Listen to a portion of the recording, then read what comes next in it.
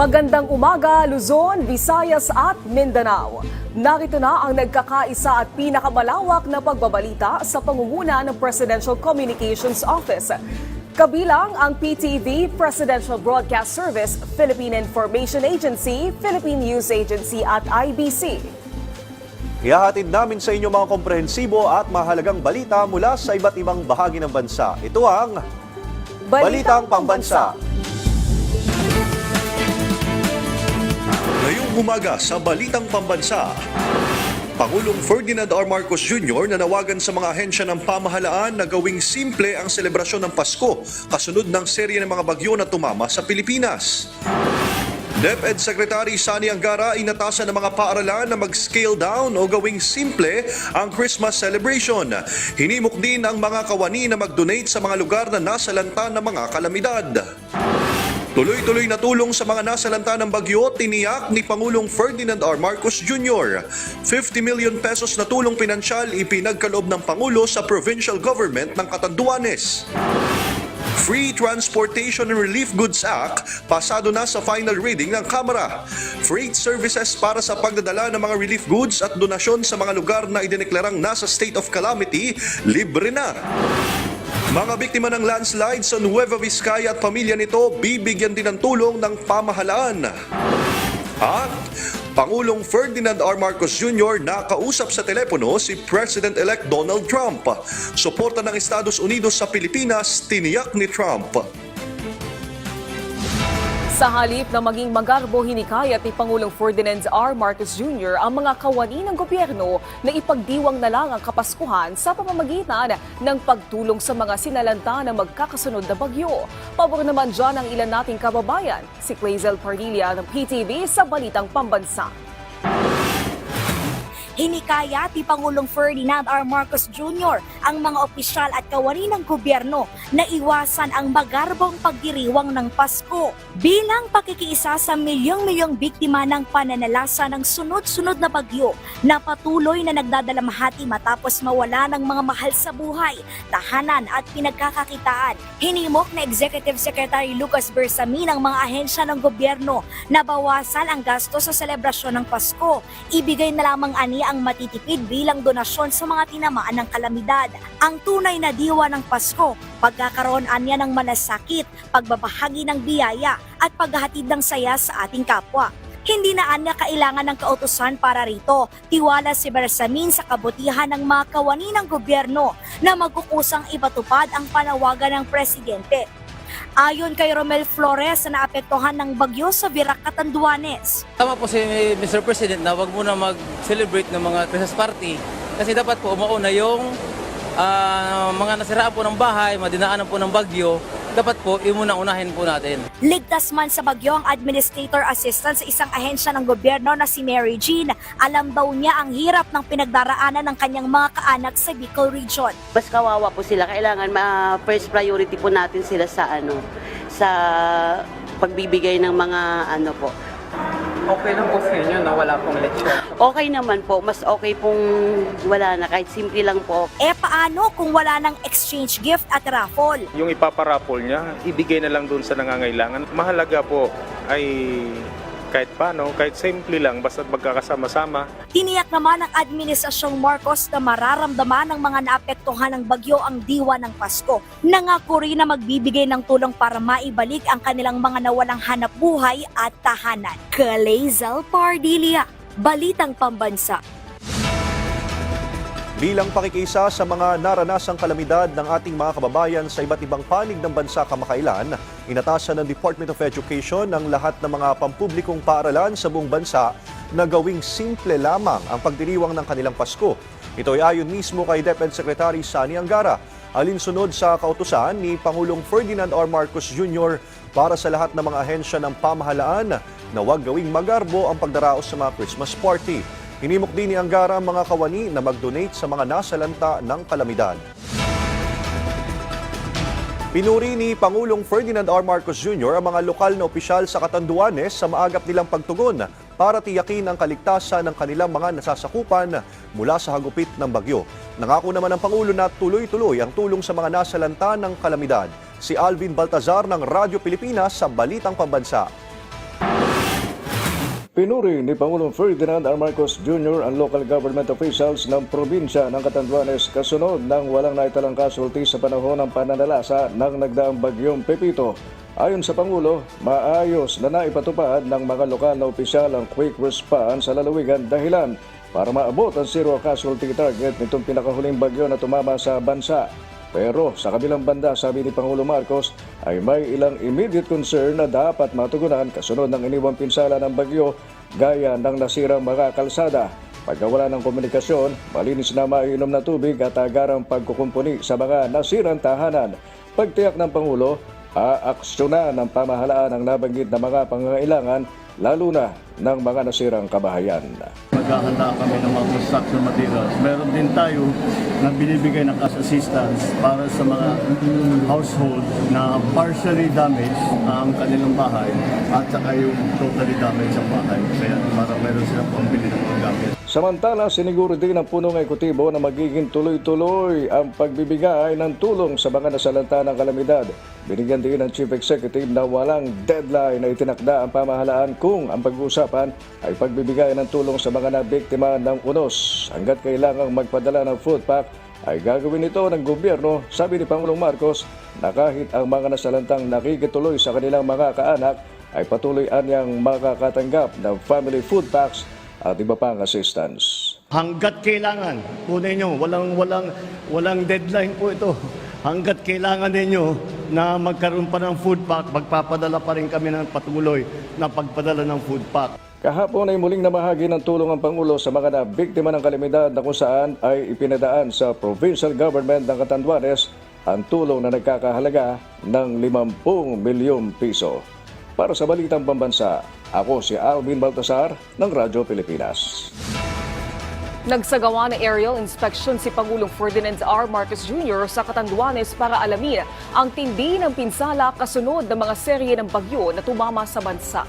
Tiniyak naman ng Pangulo ang tuloy-tuloy na ayuda mula sa pamahalaan hanggang sa muling makabangon ang probinsya. Ang detalye sa Balitang Pambansa ni Gab Villegas ng PTV.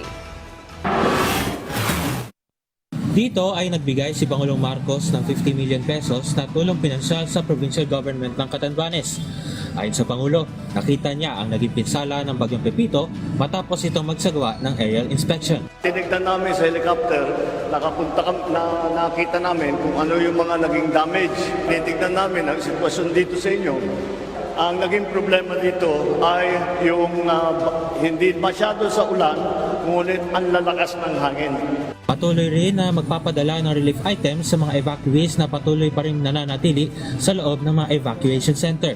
Lahat po na nasa evacuation center na hindi pa makauwi ay binibigyan po namin nitong hanggat kailangan. Kunin nyo, walang deadline po ito. Tiniyak ng Pangulo na tuloy-tuloy ang suportang gagawin ng pamahalaan. Bibigyan rin ng pansin ng pamahalaan ang reconstruction ng mga kabahayan na nawasak matapos manalasa ang bagyo. Nagpasalamat naman si Catanduanes Governor Joseph Cua kay Pangulong Marcos.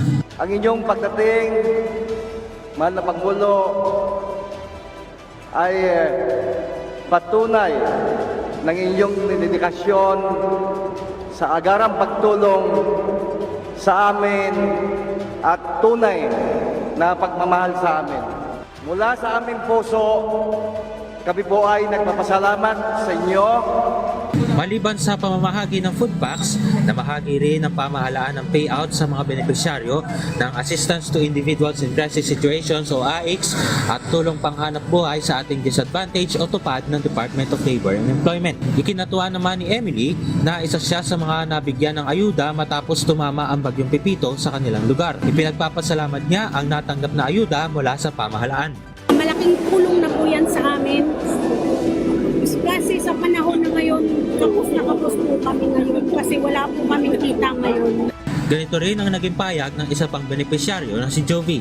Masayang-masaya, sir, kasi kahit na paano, naibsan ng namin ang lungkot dahil nakapunta rito si President Bongbong Marcos. Nang pumunta siya, masayang-masaya kami, sir, kasi maraming tulong kaming matatanggap. Mula sa People's Television Network, Gab Milde Villegas para sa Balitang Pambansa. Tiniyak ni Pangulong Ferdinand R. Marcos Jr. ang rehabilitasyon ng fiber production industry sa lalawigan ng Catanduanes. Ito'y matapos manalasa ang Bagyong Pepito sa probinsya, partikular na sa Abaca cultivation areas ng lalawigan. Ayon sa Pangulo, ang Catanduanes ang sentro ng produksyon ng abaca sa bansa. Dahil dito, tinitingnan ng pamahalaan ang mga hakbang kung papaano sila magre-replant. Kung saan una na rito ang paghahanda ng reconstruction materials na kakailanganin para sa pagsasaayos ng mga tinamaan na lugar. Sa ngayon ay patuloy ang assessment ng Department of Agriculture sa naging epekto ng bagyo sa local abaca industry. Gayon din ang pagtiyak sa karampatang hakbang para sa intervention. Samantala, tinataya namang nasa 11 sa 16 na munisipalidad sa Catanduanes ang labis na naapektuhan ng Bagyong Pepito, kung saan ilang mga kabahayan, government building, paaralan at iba pang infrastruktura ang naiulat na nasira sa probinsya. Patuloy naman ang mga isinasagawang pagtulong ng pamahalaan sa mga pamilyang naapektuhan ng Bagyong Pepito sa lalawigan ng Nueva Vizcaya.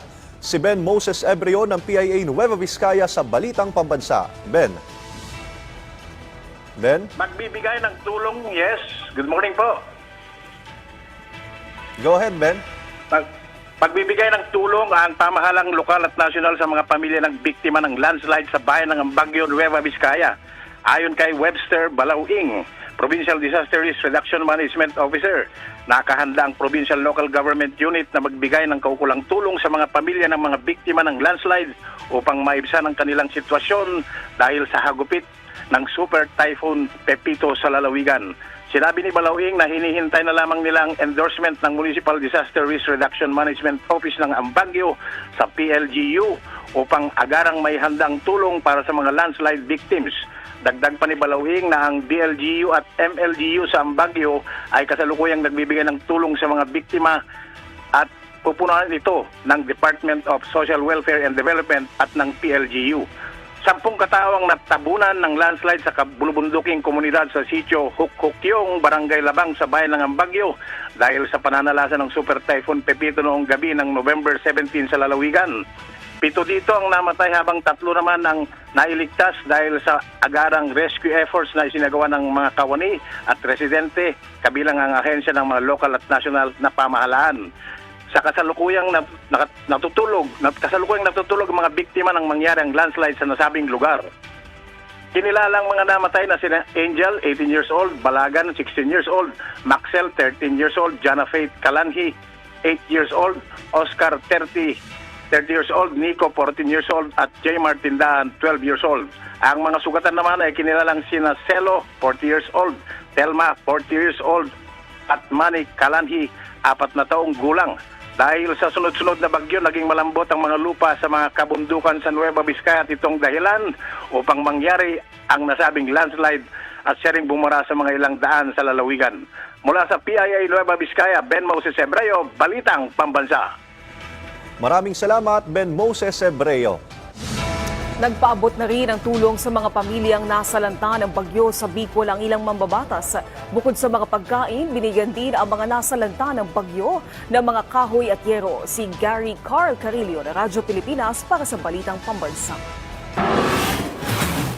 Sako-sakong bigas, kahon-kahong mga dilata, maiinom na tubig at iba pang pangunahing pangangailangan ang ipinadala ng Ako Bicol Party List sa mga nasalanta ng Super Typhoon Pepito sa probinsya ng Catanduanes. Sa tala ng Office of the Civil Defense Bicol, aabot sa 27,000 mga pamilya o katumbas ng 100,000 residente ang apektado sa pananalasa ng bagyo. Ayon kay Ako Bicol Party List Representative Elizaldeco, hindi maaaring ipagpaliban ng pagtulong sa mga kababayan nito sa nasabing probinsya na labis na nasalanta ng Super Typhoon Pepito. 3 truck na may kargang 2,500 relief packs mula sa DSWD na naglalaman ng bigas, dilata, noodles at marami pang iba ang agad na dumaong sa pantala ng Virac Port sa Catanduanes. Bukod dito, kasama rin sa ipapamahagi ibahagi ang mga construction materials tulad ng kahoy, yero, pako at iba pa upang makatulong sa muling pagtatayo ng mga nasirang bahay ng mga residente. Samantala, nagpaabot ng pasasalamat si Congressman Zaldi kay House Speaker Martin Romualdez sa suporta nito sa Bicol Region matapos pangunahan ang tabang Bicol Tindog Uragon Relief Caravan, katuwang ang Malacanang at iba't ibang ahensya ng gobyerno. Mula sa Radyo Pilipinas Albay, Gary Carl Carillo para sa Balitang Pambansa. Hanggang ngayon ay bakas pa rin ang pinsalang iniwan ng Super Typhoon Pepito sa probinsya ng Aurora. Pinadapa at pinatumba ng malakas na hangin ng mga puno. May mga kalsada rin ang hirap na madaanan. Si Vel Custodio ng PTV sa Balitang Pambansa. Ito ang mga eksenang bumungad sa news team habang binabaybay ang daan mula Aurora patungong Isabela. Humambalang sa kalsada ang mga nagbagsakang troso at poste. Kinalbo na rin ang lakas ng hangin ng dahon ng mga puno. Naharangan na ng gumuhong lupa ang ilang kalsada sa Dipakulaw, Aurora. Sa Dipakulaw, ikalawang naglandfall ang Super Typhoon Pepito noong Linggo. Ayon sa mga residente dito, nang huminto na ang hangin at ulan, inakala nila na nakalagpas na ang bagyong Pepito dito sa Aurora. Yung pala, nasa sentro pa lang sila ng bagyo. At nang bumalik na ang mas malakas na hangin at ulan, dito na nagsimulang gumuho ang lupa mula sa bundok na ito, pababa sa kalsada ng Dipakulaw. Hirap makalusot ang ilang mga mabababang sasakyan. Maging ang aming news team, pahirapang binaybay ang lubak na daan na tinabunan ng landslide. Stranded sa daan ang ilang mga biyahero, kagaya ni Dennis na 1 oras nang stranded. Ngayon, sabi naman nandyan na raw yung mga bulldozer nandyan daw eh. May balita po ba kayo? Anong itsura ng lugar niyo? Wala rin madam kasi walang signal eh. Kaya walang contact. Tricycle na lang ang minamaneho ni Samuel, kaya susubukan rin daw niya na makatawid sa kalsada. Umakadaan po kami, diretso po kami dinadya. Pag hindi, balik kayo. Balik na lang po kami. Nakalusot naman ang tricycle sa lubak ng kalsada, pero inalalayan pa rin ito ng pagtutulak. Patuloy ang clearing operation ng Department of Public Works and Highways at local government unit ng Dipakulaw sa mga kalsadang natabunan ng landslide. Mula sa People's Television Network, Vel Custodio para sa Balitang Pambansa. Problemado pa rin ang mga residenteng nakatira malapit sa Cagayan River. Hindi pa rin kasi humuhupa ang baha at tuloy-tuloy ang pagpapakawala ng Magat Dam ng tubig. Si Denise Osorio ng PTV sa Balitang Pambansa. Ito ang aerial video ng Buntun Bridge na nagdudugtong ng Tuguegarao at Solana sa Cagayan. Kita na mataas pa rin ang tubig at malakas ang agos ng tubig sa Cagayan River. Kapansin-pansin na umapaw ang ilog na umabot sa mga residential area. Lubog pa rin ang mga bahay sa ilang bahagi ng Tuguegarao City dahil umabot hanggang bubong ng mga bahay ang baha. Wala pa ring pasok ngayong araw sa lungsod ang grade school. Sa ibang bahagi ng Cagayan River, nakunan ng video ang unti-unting pagdangay ng rumaragasang tubig sa isang steel bridge sa Camalaniugan, Cagayan. Hindi tumagal ay bumigay din ang temporary bridge. Tuluyang nang nilamon ng ilog ang ilang bahagi ng tulay. Ang steel bridge ay temporary na daanan ng motorista habang ginagawa ang Camalaniugan-Apari Bridge na tatawid sa Cagayan River. 2 gate ng Magat Dam ang nananatiling nakabukas. Bumabagsak sa Cagayan River ang pinapakawalang tubig ng dam. Isang palutang-lutang na bangkay ng lalaki ang natagpuan sa bayan ng Camalaniugan. Siya ang nawala noong November 12 sa Cagayan River matapos mangahoy sa ilog. Nabitawan umano ng biktima ang hawakang kahoy hanggang naanod. Naispatan naman ang mga alagang baka at kalabaw sa gilid ng kalsada sa Tuguegarao. Inilagay ang mga livestock sa mataas na lugar para ligtas ang mga hayop sa baha. Para sa PTV Manila, Denise Osorio para sa Balitang Pambansa. Tuloy-tuloy ang pamamahagi ng Department of Social Welfare and Development ng mga pagkain sa mga pamilyang nasalanta ng mga nagdaang bagyo sa bansa. As of November 19, nasa higit 1,444,000 na kahon ng family food packs ang naipamahagi ng DSWD sa mga pamilyang nasalanta ng bagyong Christine at Leon sa bansa. Ang mga pagkain ay ipinamahagi sa Bicol, Calabarzon, Central Luzon, Eastern Visayas, Cagayan Valley, Ilocos at National Capital Region.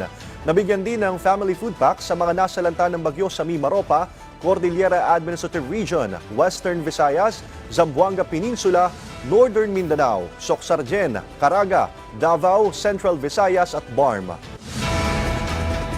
Balita naman mula sa Philippine News Agency, nagbigay ng 90.1 million pesos na humanitarian assistance ang Department of Social Welfare and Development Region 2 sa mga pamilyang nasalanta ng bagyo sa Cagayan Valley. Ayon sa datos ng DSWD, mahigit sa 195,000 na pamilya ang naapektuhan ng mga bagyong Nika, Ophel at Pepito sa rehiyon. Ang mga biktima ay nagmula sa mahigit 1,000 barangay ng 5 lalawigan. Kabilang na ang Batanes, Cagayan, Isabela, Quirino at Nueva Vizcaya. Samantala, kasalukuyan pa rin tumutuloy sa evacuation center ang mahigit 5,000 pamilya. Nasa 84.29 million pesos na halaga ng mga pagkain at non-food items ang naipamahagi sa rehiyon. Mayroon pa silang 3 bilyong pisong standby funds. Inaprubahan na ng House of Representatives sa kanilang final reading ang House Bill No. 10924 o ang Free Transportation of Relief Goods Act.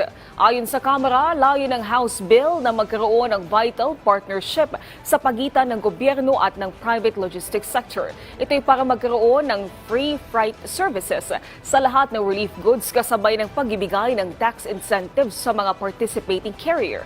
Anila, kung maisa sa batas na ang proposed House Bill, kakailanganin ito ng masinsinang koordinasyon mula sa National and Regional Logistics Cluster sa pamumuno ng Office of the Civil Defense, Department of Transportation, Philippine Postal Corporation, katuwang ang mga freight companies at iba pang carriers o forwarders sa bansa. Samantala, tatanggalin na rin ang ng naturang bill ang shipping auxiliary cost, kagaya ng arrastre services, pilotage at iba pang port charges, kabilang na ang airport-related fees. Opisyal nang idineklara ng Pag-asa ang pagsisimula ng panahon ng amihan o Northeast Monsoon. Inanunsyo ito ng DOST Pag-asa sa kanilang social media page. Ang amihan ay nagdudulot ng malamig at tuyong hangin mula sa hilagang silangan at maaaring magdulot ng mga pagulan sa silangang bahagi ng bansa. Ayon sa Pag-asa, ang mataas na pressure sa Siberia ang nagpapalakas ng amihan at inaasahan ng sunod-sunod na pagsabog ng hangin sa susunod na 2 linggo na ang temperatura sa hilagang Luzon. Nagbigay rin ng babala ang Pag-asa sa mga mandaragat tungkol sa paglala ng rough sea conditions, lalo na sa mga baybaying dagat ng Luzon dahil sa amihan. Break po muna tayo sa bagyo. Asahan na makakaranas sa magandang panahon ang malaking bahagi ng bansa ngayong araw. Pero asahan pa rin ang posibleng pag-ulan. Ang update na magiging lagay ng panahon na alamin natin mula kay Pag-asa Weather Specialist Kevin Katif. Magandang umaga po, Sir Kevin. Magandang umaga sa ating mga tagapagsubaybay at tagapakinig. Ito po ang latest weather update natin ngayong November 20, 2024. Northeast monsoon na po nakapekto sa atin sa ating bansa at ito po ay currently nakapekto sa extreme northern Luzon at ang easterlies naman po ang nakapekto sa ating eastern sections of our country.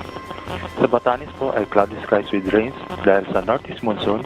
Sa Babuyan Islands naman po ay cloudy skies with scattered rains and isolated thunderstorms dahil sa shear line. At ang Metro Manila at ang titirang bahagi ng ating bansa ay partly cloudy to cloudy skies with isolated rain showers and thunderstorms dahil sa easterlies at localized thunderstorms. Muna natin pong magpaalot sa masabing lugar lalo na't maliliit na sasakyang pandagat. At yan muna po mula sa Pag-asa Weather Forecasting Center, Kevin. Ang phone call. Ayon sa Pangulo, ipinahayag niya kay Trump ang kagustuhan ng bansa na lalo pang patatagin at palalimin ang matagal na relasyon sa pagitan ng dalawang bansa. Aniya, plano niya ring personal na makipagkita kay Trump sa lalong madaling panahon. Sa kanilang pag-uusap, nabanggit aniya ni Trump ang dating unang ginang na si Imelda Marcos dahil kaibigan niya ito at kinumusta ang kanyang ina. Bilang bahagi ng kanyang pagbisita sa Pilipinas, nagtungo sa AFP Western Command sa Palawan si U.S. Secretary of Defense Lloyd Austin III kung saan muling tiniyak ng opisyal na mananatili ang matatag na alyansa ng Pilipinas at Amerika. May balitang pambansa si Patrick De Jesus ng PTV. Isang unmanned surface vessel unit sa mga bagong kagamitan ng Philippine Navy. Isa itong uri ng drone boat para sa navigation at detection na maaaring magamit sa pagbabantay sa karagatang sakop ng Pilipinas. Kabilang ito sa ininspeksyon sa pagbisitang sa AFP Western Command sa Palawan ni US Secretary of Defense Lloyd Austin III at Defense Secretary Gibo Teodoro, kasama si AFP Chief of Staff General Romeo Browner Jr. at iba pang opisyal ng militar. Ang drone boat ay bunga ng defense and security assistance mula Amerika. Posible bang madagdagan ng ganitong uri ng modernong kagamitan ng AFP, lalo't sa 2+2 Ministerial Dialogue noong Hulyo ay nagkaroon ng kasunduan para sa pagbibigay ng Amerika sa Pilipinas ng $500 million na halaga ng military financing. Sa kabila naman ng pagpapalit ng administrasyon sa pag-upo ni US President-elect Donald Trump sa susunod na taon, sinabi ni Austin na mahalagang kaalyado ng Amerika ang Pilipinas. I won't speculate on any changes in policy or anything that the new administration may bring on board. What I will tell you is this is an important country, not only to me, but the people in both parties back in the United States. Si Teodoro, kumpiyansa na matatanggap ng Pilipinas ang military grant mula US. Tuloy yun. Kumpiyansado pa rin ako dahil pareho naman ang mga interest natin, hindi nagbabago yan. Sa pagbisita ni US Secretary of Defense Lloyd Austin III dito sa Palawan, muli niyang tiniyak ang ironclad na relasyon sa pagitan ng Pilipinas at Amerika sa ilalim ng Mutual Defense Treaty. Ngayon ang kaapat na pagbisita ni Austin sa Pilipinas bilang US Defense Secretary bago siya tumulak patungong Laos para sa ASEAN Defense Ministers Meeting Plus. Nilagdaan niya at ni Teodoro ang General Security of Military Information Agreement o GSOMIA kung saan nagkaroon pa ng komento ang China. May sagot naman si Teodoro sa naging komento ng China. If you weren't paranoid, you wouldn't comment about it, so far as I'm concerned, because it is something bilateral, United States and the Philippines. Mas pinalawak at mas mapapabilis ng GSOMIA ang palitan ng impormasyon at defense technology cooperation ng dalawang bansa. Dapat naman protektahan ng classified military information. So our cooperation continues to grow. That means deepen information sharing, combined maritime activities, joint training, and capacity building. And we can do even more in the future. Mula Puerto Princesa City, Palawan, Patrick De Jesus para sa Pambansang TV sa Bagong Pilipinas. Nagbigay ng pahayag si President Ferdinand R. Marcos Jr. sa ika-1,000 araw simula ng sumiklab ang kaguluhan sa Ukraine. Ayon sa Pangulo, patuloy ang kanyang suporta sa sovereignty, independence, unity at territorial integrity ng Ukraine. Gayun din ang pag-aasa na magkaroon ng komprehensibo, nararapat at pangmatagalang kapayapaan sa bansa. Kinilala din ng Pangulo ang maigting na relasyon sa pagitan ng Ukraine at Pilipinas. Samantala, mababatid na nito lang nakaraang Hunyo, ngayon taon, nagkaroon ng pagpupulong ang Pangulo kasama si Ukrainian President Volodymyr Zelensky. Hindi pa rin kinikilala ng China right to access ng Pilipinas sa exclusive economic zone sa West Philippine Sea. Sinabi ni Defense Secretary Gilberto Teodoro Jr. sa isinagawang joint conference sa pagitan ng US at Pilipinas na paulit-ulit na istorya na ang pagtanggi ng China sa karapatan ng bansa. Saad ni Teodoro, tila mas nagiging agresibo raw ang mga ito sa pagtanggi ng ating access sa exclusive economic zone sa isla. Dagdag pa niya, gumagamit ang China ng mga pseudo-military vessels na nagpapanggap bilang Coast Guard vessel at maritime militia ship sa ilang parte ng West Philippine Sea. Ayon sa kalihim, mas napaigting ng pinakabagong nilagdaan na General Security of Military Information Agreement ng US at Pilipinas ang mga nagiging aksyon ng China. Samantala, sinang-ayunan ni US Defense Secretary Lloyd Austin III ang pahayag ni Teodoro. Aniya concerning ang mga ginagawang pagkilos ng Chinese government, kung saan gumagamit sila ng dangerous at escalatory measures para ma-enforce ang kanilang maritime claims sa South China Sea. Maraming salamat sa pagsama sa amin ngayong umaga. Tumutok muli sa ating programa mamayang 12:00 ng tanghali kasama ang buong puwersa ng Presidential Communications Office. Ako po si Ace Medrano mula sa IBC 13. Ito ang nagkakaisang puwersa ng pagbabalita kasama ang PTV, Presidential Broadcast Service, Philippine Information Agency, Philippine News Agency at IBC. Hatid sa inyo ang komprehensibong paghimay sa mahalagang usapin mula sa PTV. Ako naman si Naomi Tiburcio. At ito ang Balitang Pambansa.